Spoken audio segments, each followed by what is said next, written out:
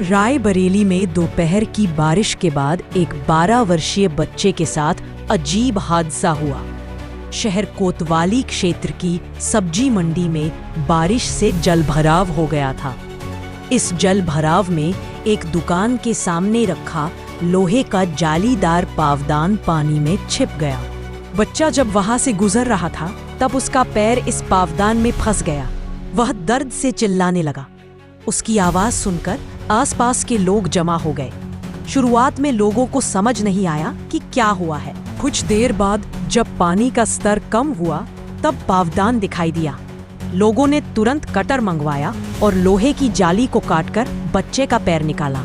इस घटना का वीडियो सोशल मीडिया पर तेजी से वायरल हो रहा है।